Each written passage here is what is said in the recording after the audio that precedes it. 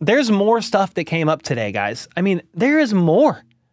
It's from his SMU days, but there is more stuff. Mike Florio first reported this, okay?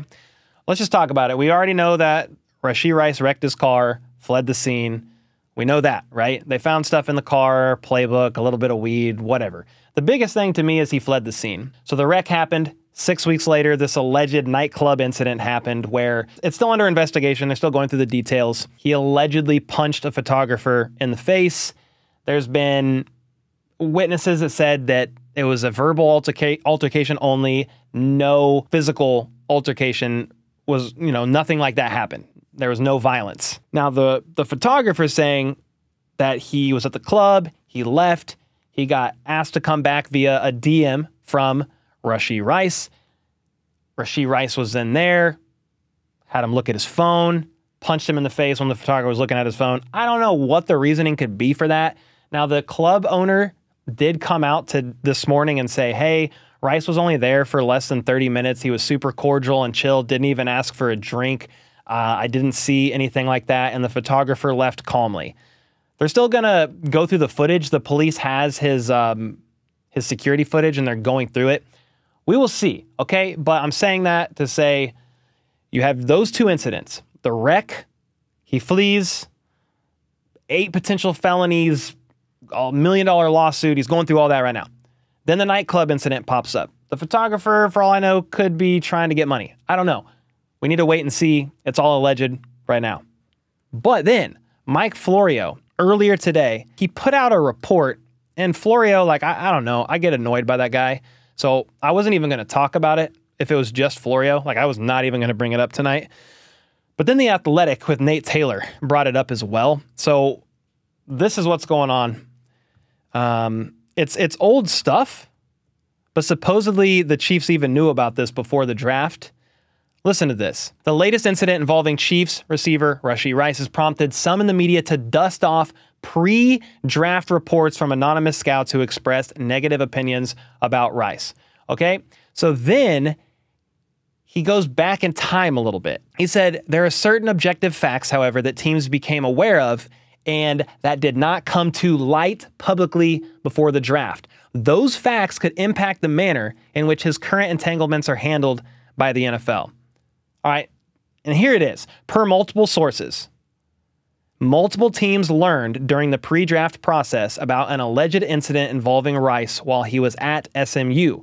Rice believed former SMU basketball player Kendrick Davis was seeing his girlfriend, okay? Rice and some of his friends, per the specific information gathered by at least one team, went to an SMU basketball game. Rice, or someone with him, per the specific information gathered, fired multiple bullets into the empty car belonging to Kendrick Davis, okay? Multiple sources expressed a belief that every team was aware of the incident before the draft, including the Chiefs. Kansas City drafted him in round 2. The incident, though, was never reported to authorities by SMU, and an SMU spokesperson had no comment on the situation. The Chiefs have no comment on the situation, and Rice's lawyer have no comment on the situation. Now, I know what you're saying. Cole, who cares? That's Mike Florio. He says the dumbest ish ever, does it for clicks, hates the Chiefs. Oh, I agree. I agree with you. He hates the Chiefs, okay? But he's not the only one that shared it.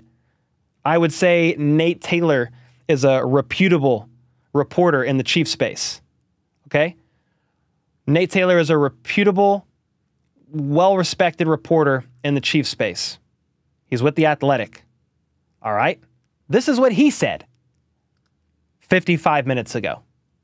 This is 9 p.m. He wrote this at 8 p.m. Him and Jeff Howe. They talked about the nightclub incident, all right? But then they get into it. Real quick. I'm not going to read the whole thing because this is a paywalled article, but I do want to look at this paragraph right here. According to league sources, multiple teams had removed Rice from their draft boards after learning of an alleged incident he was involved in while a student at SMU. During the alleged incident, multiple bullets were fired into an empty car belonging to former SMU basketball player Kendrick Davis during one of the school's home games, according to league sources. 2 teams gathered information that led them to conclude Rice believed Davis was involved with his girlfriend, according to league sources. The incident was never reported to SMU authorities. So because of that, teams find this out. they take Rice off their draft boards because concerns about his character. We actually like loosely heard about character concerns leading up to the draft, but it was like pretty quiet. I didn't hear this. I don't think you guys did either, right? If I'm wrong, tell me in the comments. But another team had Rice on their board, but that team's evaluation of him included several flags that downgraded his value compared to other receiver prospects. Then it says right here, the Chiefs were aware of the alleged incident according to a league source. I mean, that's insane. That's not just Mike Florio. Somebody, like, that is not their source, okay? The Athletic is not going to Florio for source type stuff. They have their own sources. Good God Almighty, I am tired. Somebody said this could actually affect Rice via the NFL personal conduct policy. I don't understand how, because SMU never even, for whatever reason, informed authorities. There's no police report. There's nothing. And this was now a couple years ago at least. But good God. I'm tired, man. If the Chiefs were aware, maybe they were like, yeah, that sounds a little bit far-fetched, and it wasn't even Rice. Maybe it was his friend with him in the car. I don't know. But dude, Rashee Rice has to find some new friends, man. He has got to find some new friends. He's not going to watch this, but please find some new friends. And Chiefs, if you ever watch my videos, you probably don't, but lock this man in the practice squad facility and do not let him out. I don't know what to make of the Rice situation now with even that news. It sounds, I mean, they're just digging stuff up now, but I'm just like, good God. Anyway, let me know what you think in the comments about this. I would be curious to know your thoughts. There's no police report here. SMU didn't even report it, but this is both Mike Florio and Nate Taylor of The Athletic reporting on this.